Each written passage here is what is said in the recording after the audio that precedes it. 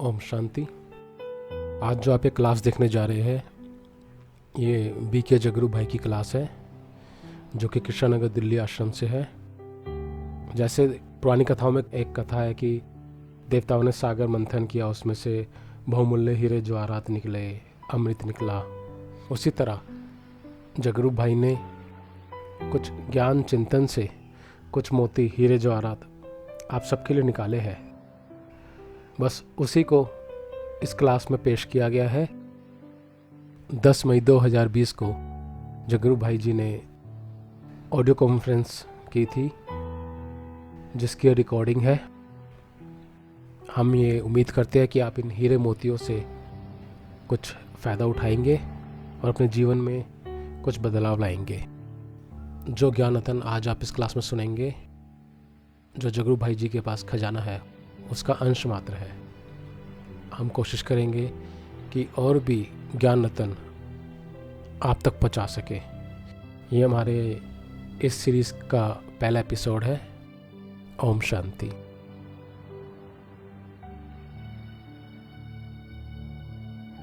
जो नेचर है और जो मनुष्य की नेचर, दोनों को मिला लो।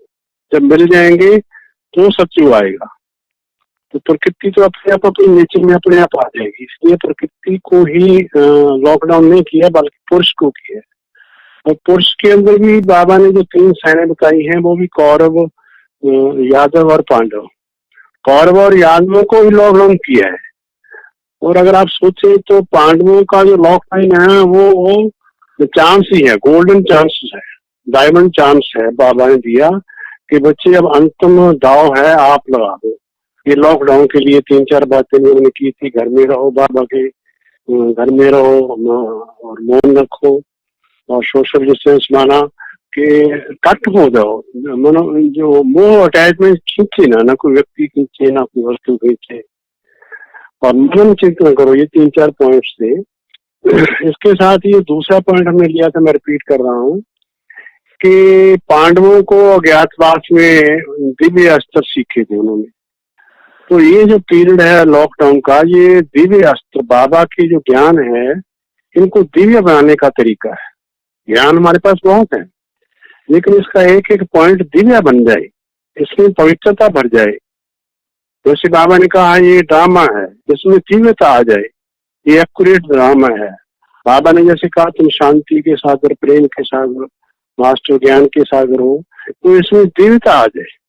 तो शास्त्र जो सीखने का है उसके अंदर एक एक पॉइंट में दिव्यता भरी हो, तो वो दिव्यता हमारे पूरे अंगों से बाहर निकले।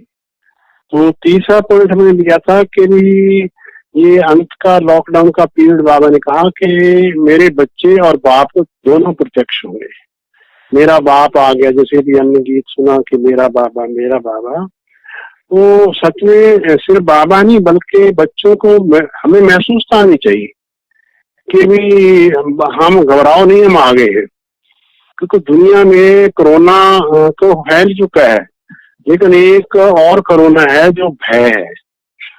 उस भय का कोरोना तो एक एक बच्चे से लेकर पूरे विश्व के अंदर फैला हुआ है, सुपर पावर हो कुछ भी हो। तो उसके लिए हमें अभी महसूस आनी चाहिए। हम योग में बैठते हैं, चलते फिरते, तो हम उनको ये अंदर ही अंदर संकल्पों से कि भी आप घबराओ नहीं, हम फरिश्ते, हम आपके इष्ट जो है वो आ गए हैं, ये महसूस आनी चाहिए। तो पॉइंट तो हमारे पास है। तो ये 2-3 पॉइंट हमने लिए थे। तो अभी हम पॉइंट लेते हैं, आज 1-2 पॉइंट और लेते हैं कि ये जो लॉकडाउन है। तो मैं सवेरे योग में जब बैठा था तो मैं सोचा शाम को बात भी करनी है, तो मैं सोचता रहा। तो मुझे 1-2 पॉइंट याद आए, तो मैंने सोचा आपसे हम शेयर करेंगे। तो ये लॉकडाउन जो है ये सत्युग की शुरुआत है। सत्युग में क्या क्या होगा, उनकी जीवन कैसी होंगी, वो यहाँ भी लॉकडाउन में पता चलता है। देखिए सत्युग में काम कोई होगा नहीं, सत्युग में बिजनेस कोई होगा नहीं, कोई दुकानदारी होगी नहीं। सिर्फ 2-3 काम होंगे, खाना पीना, सोना और रास करना, बस ये काम होगा। और ये लॉकडाउन में बाबा ने बच्चों को दे दिया है।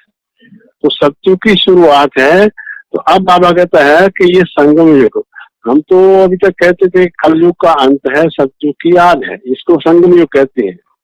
लेकिन मैं ये समझता हूँ कि ये संगम युग की अंत है, कलयुग की अंत तो हो ही है, लेकिन बच्चों के लिए ये संगम युग की अंत है।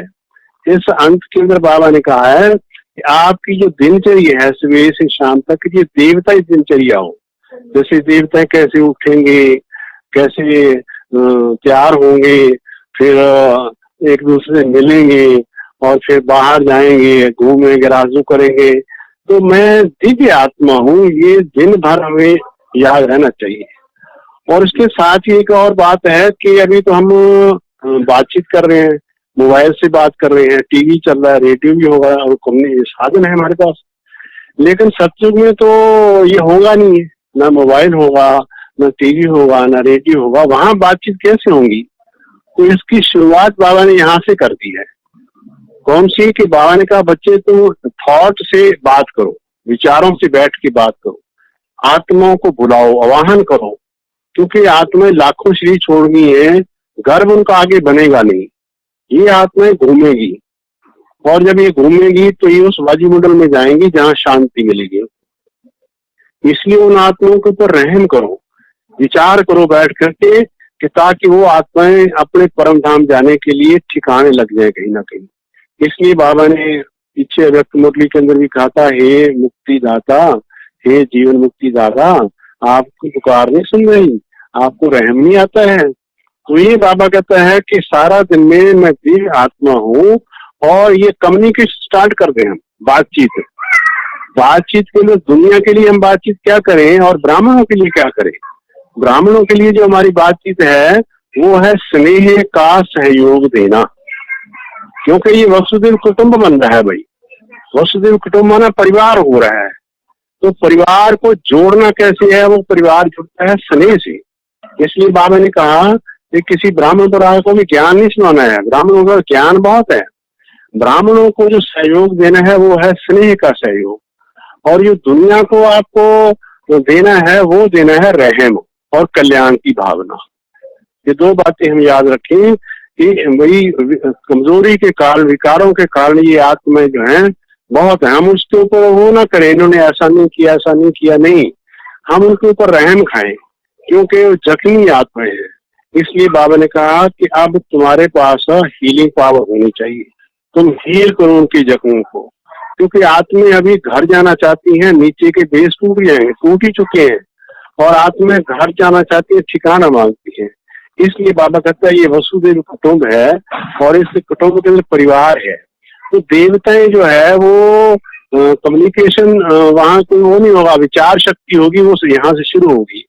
तो मैं एक और बात सोच रहा था कि आप देखो कि जो छोटे बच्चे होते हैं, आपने देखा हुआ स्कूल में जो केजी में पढ़ते हैं, दूसरी तीसरी में, कि देवताएं आपस में बातचीत क्या करेंगे वहां पर, वो यहाँ हमने शुरू कर, इतना भोलापन आ जाए।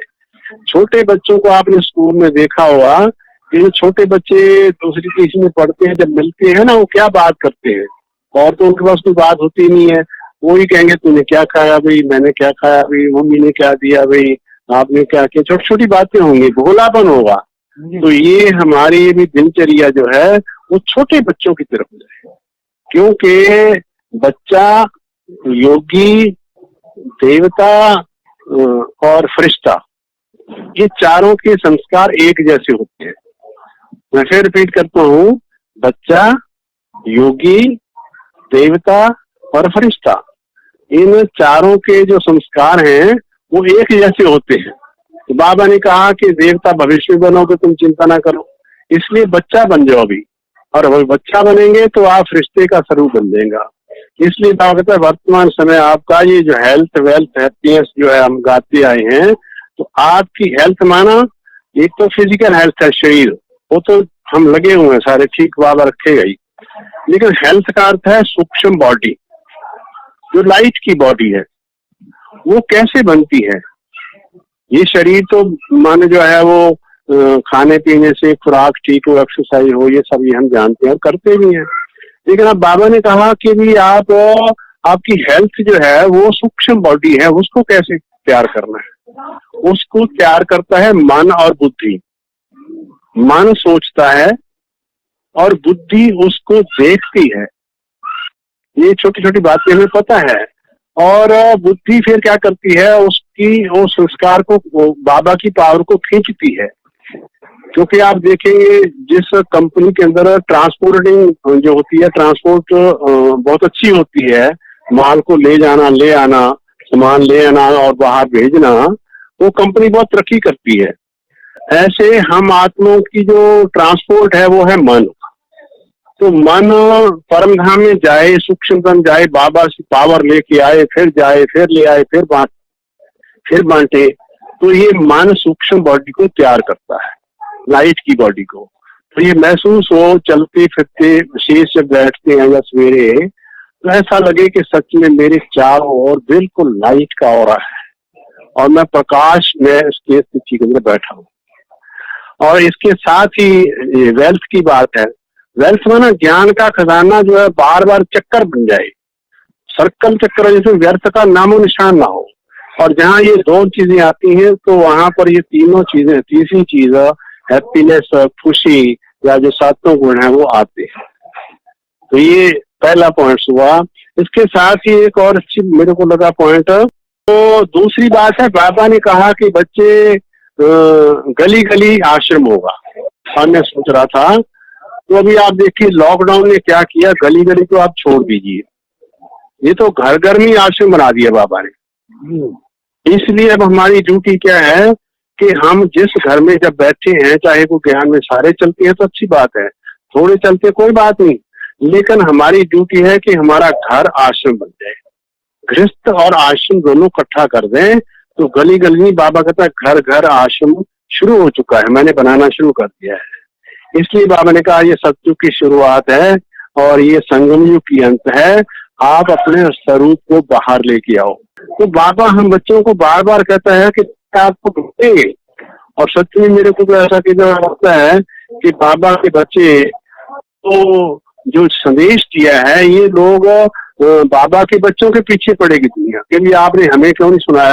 बाबा ने ये हमें 3 बातों का बताया है कि ये हमने सुना हुआ, लेकिन मैं उसको रिपीट करता हूँ। लेकिन 3 बातें खास कही। एक है स्वयं के निश्चय, दूसरा बाप में निश्चय, तीसरा ड्रामा में। तो मैं सोच रहा था कि स्वयं के अंदर निश्चय है, पर यहाँ की कहा कि बच्चे स्वयं में निश्चय क्या है। क्योंकि भक्ति में हमने जो अपने में निश्चय रखा था, तो अपनी जो फाइल बनाई हुई थी ना वो गलत थी। जैसे कंप्यूटर में फाइलें होती है ना, खोली जाती हैं कि जो फाइल खोलेंगे वो फाइल से जो भरा होगा निकलता है। तो भक्ति मार्ग में हमने जो निश्चय अपने ऊपर रखा था, तो हमारी फाइल जो थी हमने गलत बना रखी। हमारी फाइल में अच्छी बात थी नहीं कोई। हमारी फाइल में क्या था कि हम ठीक नहीं, किसी काम के नहीं है, हे भगवान जी आप दया करो, हे भगवान जी आपके चरणों के दास हैं, हम तो मूर्ख हैं, कलकामी हैं, ये सारी हमने फाइल बना रखी। बाबा ने आकर के इस फाइल को खोला, बाबा ने आकर इसको बंद करो, आप ये फाइल आपकी है ही नहीं है। तो ये मुझे बहुत अच्छा पॉइंट लगा, आपको सुना रहा हूँ, शेयर कर रहे हूँ। तो बाबा ने कहा तुम ये बार बार फाइल देख रहे हो, मैं ऐसा हूँ, मैं ऐसा हूँ, ये तो फाइल ही तुम्हारी नहीं है, तुम तो देख रहे हो पता नहीं किसकी है। हमारी फाइल थी, वो बाबा ने खोली। बाबा ने कहा की संतान हो और तुम हो कौन कि तुम आत्म शांत हो, आनंद स्वरूप हो। आत्मा की फाइल की बाबा ने कहा ये फाइल है तुम्हारी, इसको कहते हैं स्वयं में, कि वो मेरी फाइल नहीं है, उसको मैं पढ़ूं ना, मैं सोचूं ना बोलूं। बाबा कहता है hear no evil, see no evil. दूसरा बाबा ने कहा बात के ऊपर निश्चय। लेकिन दूसरी जो बढ़िया बात सुनाई बाबा ने कहा ये सारे खजाने मैं दे तुम बच्चों को, ये है ही तुम्हारे खजाने और तुम्हें मैं देने के लिए आया हूँ। और दूसरी बात बाबा ने कहा ये संबंध सारे जो है मैंने आपके साथ है और किसी की मन वो साथ नहीं है, ना पांडवों के यादवों के साथ है, ना कोई कौरवों के साथ है। और दूसरा पॉइंट जो बाबा ने बहुत बढ़िया, कि बाबा ने कहा कि अभी तक तो तुम अपनी जिम्मेदारी जीवन की कि नहीं मैं ये करता हूँ, मैं वो करता हूँ। बाबा ने कहा नो, अब तुम शूद्र से ब्राह्मण बन गए और ब्राह्मणों की जिम्मेवारी मेरी है, मैं जिम्मेवार हूँ तुम्हारी। और सारे वायदे कर डाले बाबा ने कि देखो तुम बच्चे श्रीमत पर ठीक चलोगे, मर्यादा में ठीक रहोगे, तुम्हें मैं सेफ्टी रखूंगा, चिंता मत करो, तुम दाल रोटी खाओगे, इससे भूखे नहीं मरने दूंगा और तुम्हारे से कोई अनहोनी नहीं होने दूंगा। कितनी बड़ी जिम्मेवारी ले ली बाबा ने। ये बाप ने निश्चय माना, बाबा ने जिम्मेवारी ले ली मेरे जीवन की। घबराने की बाबा ने कहा बात नहीं है, क्योंकि आपको पता है, हम जानते हैं कि पांडवों को चिंता नहीं थी। पांडव तो आराम से सोते थे, भले युद्ध करते कुछ भी करते, लेकिन चिंता पांडवों की जो थी वो पांडव पति को थी। श्री कृष्ण दिखा दिया उन्होंने। तो यहाँ भी बाबा कहता है तुम पांडव हो, तुम्हें तुम्हारी चिंता मैं कर रहा हूँ बैठ कर। सवेरे से शाम तक का तुम कैसे उठते हो, मैं उठाता हूँ, मैं जगाता हूँ, मैं ही सारा दिन साथ घूमता हूँ। तो इसका हम अभ्यास करें कि नहीं, साथ साथ बाबा चल रहा है और मेरी सारी जीवन का जिम्मेवार वो है। और तीसरा जो बाबा ने बहुत बढ़िया पॉइंट है, वो मेरे को अच्छा लगा। बाबा ने आके जो ज्ञान सुनाया ना, तो उससे सारी हमारे तो कपाट खुल गए कि सारी दुनिया के ज्ञान फिलॉसफी सारी उल्टी है कि मैं सर्वव्यापी हूँ, भगवान सर्वव्यापी है, 84 लाख योनियां है, शिव शंकर है, जितने भी आप पॉइंट ले लेंगे, तो ये सारे बाबा ने तो आके हमारे कपाट खोल दिए कि सारी दुनिया ही उल्टी तरफ जा रही है। तो इससे हमारे अंदर एक नशा पैदा हुआ कि भी अब दुनिया का ये तो सारा काम ही खराब हो गया। तो जो बाबा ने ज्ञान दिया, फिलॉसफी दी, अब वो सिद्ध होने वाली है। बहुत दिन पहले, 10-12-15 दिन पहले, मैं भाई ब्रिजमोहन जी हैं हमारे, मधुबन में है वो, उनसे बात हो रही थी। तो मैं ऐसे पूछ रहा था, मैं भाई साहब कोई डायरेक्शन हो कोई बात, तो उसने कहा जगनू भाई कि अभी जो ये जो ज्ञान है, फिलॉसफी है, गीता का भगवान है या और है, ये बाबा अपने आप सिद्ध कर देगा। ये लॉकडाउन शुरू हो चुका है, अब ये फिलॉसफी सारी की सारी अपने आप सिद्ध हो जाएगी, हम अपनी अवस्था को बनाए। तो मेरे को बहुत अच्छा पॉइंट लगा। उसने कहा कि बस ये थॉट पावर, विचार की शक्ति है ना, इसको आप काम करो। और ये तीसरा जो पॉइंट था, ये तो 2 बाबा के हो गए, तो 3 बाबा ने कहे कि मैं सागर हूँ, सारे संबंध हैं और जिम्मेवारी मेरी है। और तीसरा पॉइंट जो बाबा ने कहा कि ड्रामा के अंदर निश्चय, ड्रामा में निश्चय कैसे होगा, कि बाबा ने कहा कि हर एक आत्मा, परिवार के अंदर हो, पड़ोसी हो, कुछ हो, हर एक आत्मा एक्टिव पार्ट बजा रही है, सब आत्मा बिल्कुल ठीक पार्ट बजा रही है। और तुम गाइडेंस दो, समझानी दो, ये जो कुछ लगता है आपको वो अलग बात है, लेकिन बाबा ने कहा जब ये निश्चय हो जाए ना, बिल्कुल सारी आत्मा बिल्कुल ठीक पार्ट बजा रही है, और मैं जिसको समझानी देनी है या कुछ उसको गाइडेंस देनी है वो दूं। लेकिन हमारी ये 4 बातें खत्म हो जाती है ड्रामा में निश्चय में। कौन सी? कि जब ड्रामा बिल्कुल सही है, डायरेक्टर ने बहुत बढ़िया ड्रामा बनाया है, तो हमारी ये 4 बातें कौन सी? एक तो क्रिटिसाइज, टोका टाकी हम बंद कर दें, क्योंकि सारे एक्यूरेट कर रही है, बाबा ने बता दिया है। और दूसरा है करेक्शन, किसी के अंदर भाई तुम ठीक नहीं, तुम ठीक नहीं, नहीं, बाबा ने कहा कि ये सब ठीक है, मैं जानता हूं ना। जो आपको लगता है कि जो व्यक्ति रॉन्ग लगता है उसको आप प्यार से, लेकिन स्थिति आपकी अच्छी हो और तब आप उसको गाइडेंस दो, करेक्शन ना करो आप उसको कि नहीं आपको ऐसा करना है, शक्ति दो। और तीसरा पॉइंट है क्वेश्चन, कि जो हमारे प्रश्न है अपने प्रति या परिवार के, कोई भी छोटी छोटी बातों को बाबा ने कहा क्वेश्चन खत्म हो जाएंगे। क्योंकि क्वेश्चन तब होता है कि जब कोई चीज ठीक नहीं होती, आपके अनुसार नहीं होती। तो ये एक्यूरेट ड्रामा के अंदर ये 4 बातें। और चौथी बात है कि हम ब्लेम करना बंद कर देते हैं। अभी तक हम ब्लेम करते थे कि नहीं इसके कारण हुआ, इसके कारण हुआ, इसके कारण हुआ। अब जो है बाबा ने कहा नहीं, किसी के कारण नहीं है, किसी को ब्लेम मत करो, ये तो मेरे ही जो पिछले जन्मों के कर्म थे या इस जन्म का कोई वो था, तो इसलिए मेरी अपनी जिम्मेवारी बन जाती है, खुद मेरे को संभालना पड़ता है। इसलिए बाबा ने ये तीनों बातों का निश्चय बात कहा था कि बच्चे इन तीनों बातों में निश्चय रखो। और लास्ट पॉइंट एक और लेते हैं हम, उसको थोड़ा सा फिर बाद में बोलेंगे, लेकिन बता देते हैं अब कि बाबा ने एक पॉइंट दिया है कि बच्चे आपको अभी 2 चीजें खींचनी चाहिए स्पेशली। क्यों? क्योंकि 2 चीजें जब खींचेंगी ना, तब आपको दैवी जो बाबा ने कहा झाड़ नजर आएंगे आपको। आप देखो, जैसे कोई व्यक्ति का शरीर कमजोर हो जाए, उसमें विटामिन कमी हो जाए या कैल्शियम की कमी हो जाए, तो बाहर से दवाई देनी पड़ती है, क्योंकि शरीर में बनती नहीं है। बाहर से केमिस्ट की दुकान से कोई ना कोई दवाई बाहर से देनी पड़ती है। अब बाबा ने कहा कि वो तो शरीरों की बात है, अब आत्माएं सारी कमजोर हो गई हैं। अब कमजोर आत्माओं को इस ब्रह्मांड के अंदर तो ताकत है नहीं है, सारी आत्माएं कमजोर हो चुकी हैं। अब इनको बाहर से शक्ति चाहिए, और बाहर से शक्ति कहाँ से मिलेगी? एक सूक्ष्म वतन में, एक परमधाम में, और तीसरा बाबा बैठा हुआ है। ये तीनों जो है वो शक्ति देते हैं, बाहर की शक्ति, इसको कहते हैं एक्स्ट्रा पावर और ऑर्डिनरी पावर और बाहर की शक्ति। तो उसको खींचेगा कौन? कौन लेके आएगा? जैसे केमिस्ट की दुकान से कोई दवाई लाएगा तो उसको देगा तो वो खड़ा होगा। तो बाबा के बच्चों को ये ड्यूटी दी है कि बच्चे तुम्हारी ड्यूटी है कि वहां से सूक्ष्म वतन से, इस ब्रह्मांड के तो ताकत है नहीं, उस सूक्ष्म वतन में चलो, उस मूल वतन में चलो, बाबा के पास चलो, वहां से पावर लाओ, अपने में भरो और यहाँ दुनिया के अंदर फैलाओ। और वो फैले ही कैसे? कि जब आपको ये दो शरीर बार बार खींचेंगे। कौन सा? कि अब मैं ये जो हड्डी मांस का पुतला है, ये जो शरीर हड्डी मांस का है, ये बिल्कुल लाइट का है, एकदम लाइट का है।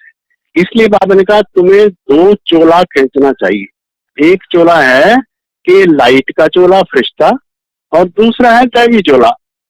जैसे ब्रह्मा बाबा की भी हम बातें सुनते हैं कि बाबा कहता था अभी अभी शरीर छोड़ूंगा, अभी अभी ये बनूंगा, अभी अभी ये बनूंगा, विष्णु बनूंगा, मानो श्री कृष्ण को देख के बाबा कहते थे।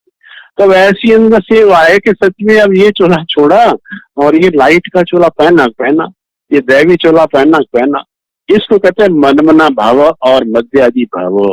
मनमना भाव ना फिस्ता चोला, बिल्कुल प्योर शुद्ध आत्मा हो, और मध्यादि भाव माना आपका जो वास्तविक स्वरूप है, दैवी स्वरूप, वो खेचे। ये दो चेले हमें खेचने चाहिए। इसलिए ये 2-3 पॉइंट मैंने आज आपसे शेयर किए। जी भाई जी, और बहुत बढ़िया भाई जी, बहुत। हाँ, सबने सुने अच्छी तरह? हाँ जी, हाँ भाई जी, बहुत अच्छी तरह। हाँ हाँ, तो बस फिर ये तो फिर आप हाँ बहुत, तो आपका एक अनुभव है, वो भी आज आप कुछ थोड़ा शेयर कर दो। हाँ हाँ, बोलो। धन्यवाद। अनुभव जो आपका है, हाँ, कौन सा? वो मच्छरदनी में आपके बाबा भाई जी, अच्छा। ये कह रहे हैं कि जो शुरू का अनुभव है आपका मच्छरदानी में, कैसे भगवान धरती तक कैसे आए, तो वो आप अच्छा। हाँ, वो आप थोड़ा सा शेयर कर दो भाई जी सभी को। अच्छा वो क्या है ना कि मैं जब मिलिट्री में चला गया था, चलो किसी भी संस्कार का जो था, तो संस्कार ये था कि मेरा ये दिल था कि मैं अंदर कि मैं गाँव में नहीं मरना यार, कहीं बॉर्डर पर मरे, देश के काम आ जाए। ये उस संस्कार ने मेरे को मिलिट्री में चला गया। उसके बाद फिर जो ये आप बात सुना रहे हैं मेरे को, तो मेरी 2-3 साल के बाद फिर मेरी ट्रांसफर होगी गोवा की, 2-2.5 महीने के लिए।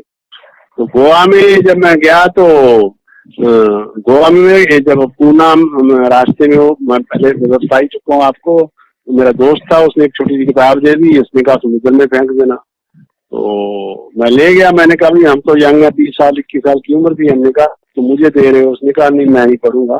मैंने कहा पढ़ूंगा तो मैं भी नहीं। तो उसने कहा इसको समुद्र में फेंक देना। मैंने कहा ठीक है भाई। तो चलो वो 5-7 दिन के बाद याद आई तो मैंने पढ़ा।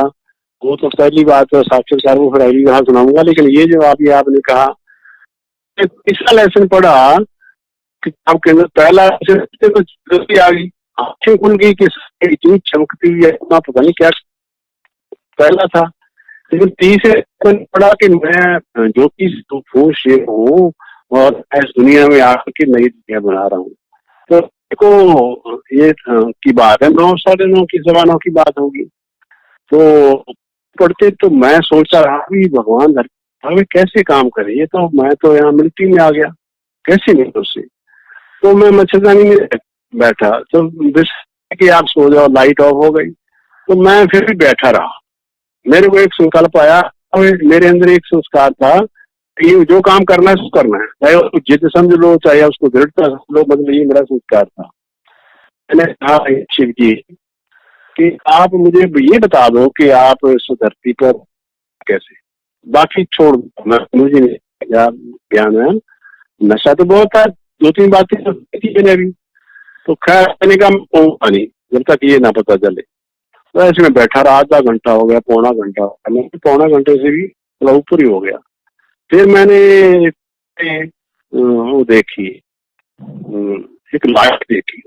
लाइट ही नहीं, जैसे पुंज होता है लाइट का, वाइट वाइट, तो वो धीरे मेरी ओर बढ़ने लगा। तो इतना सुंदर, इतना आकर्षण था, इतना आकर्षण था, मैं तो हैरान हुआ। मैंने कहा भी ऐसी लाइट तो मैं देखी नहीं है। लाइट तो ये कमरे में बहुत होती है, लेकिन इतनी तो नहीं है ना।